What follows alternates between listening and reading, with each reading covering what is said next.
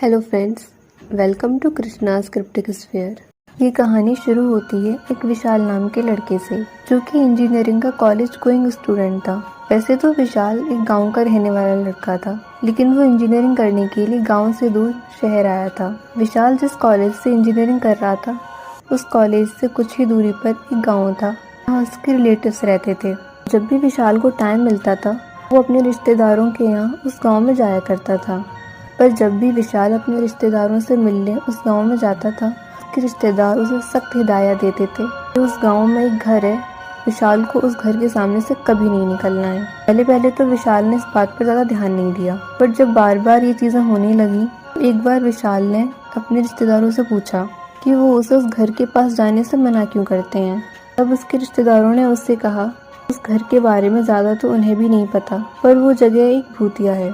उस घर के पास एक पेड़ है जहाँ एक लड़की देखी जाती है, जो कि बार बार उस पेड़ की तरफ देखती रहती है।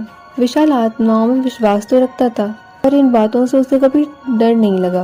इस बात का पूरा सच जानने के लिए विशाल एक दिन अपने रिश्तेदारों को बिना बताए गाँव आ गया। गाँव के लोगों से उस घर के बारे में पूछने लगा। वो घर सही सलामत होने के बाद भी बहुत डरावना लगता था। उस घर के बारे में बात करने से भी लोगों को बहुत स्ट्रॉन्ग नेगेटिविटी फील होती थी। इस वजह से कोई भी गांव वाला उसे बहुत कुछ बताने से झिझक रहा था। विशाल को बहुत कुछ तो गांव वालों से पता नहीं चल पाया था। विशाल अब भी जानना चाहता था कि आखिर उस पेड़ के नीचे दिखने वाली लड़की कौन। विशाल उस गांव में अपने एक दोस्त के साथ आया था। विशाल और उसका दोस्त एक चाय की दुकान पर चाय पीने के लिए बैठ गए थे। तभी वहाँ एक औरत आके बैठ जाती है।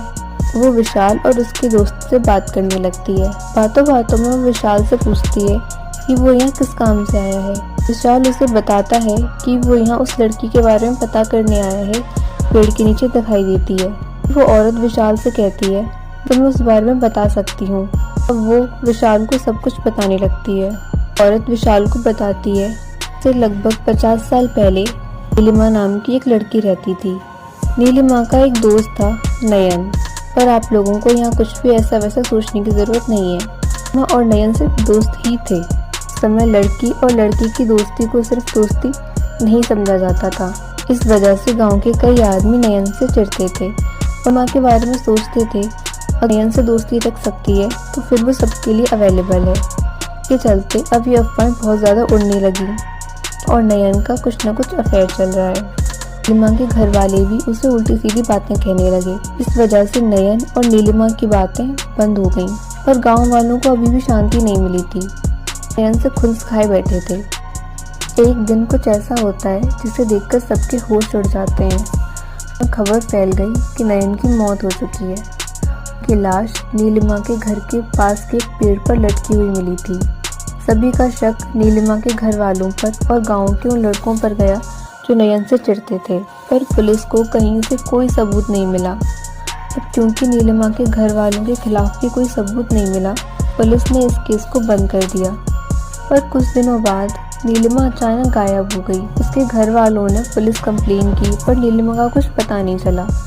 बहुत दिनों तक ढूंढने के बाद भी नीलिमा का कहीं कोई सबूत नहीं मिला था।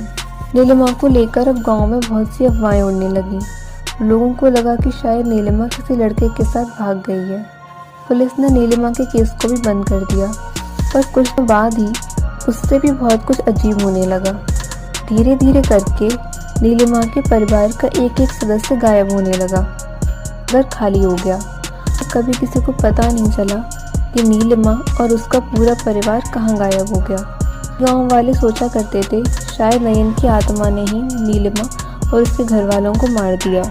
क्योंकि अब उस घर में कोई नहीं रहता था, धीरे वो घर वीरान हो गया और वहाँ इतनी ज़्यादा नकारात्मक ऊर्जा बढ़ गई थी कि पास की सड़क से रात में भी आराम से गुजरने वाले लोग दिन में भी उसके पास नहीं भटकते थे।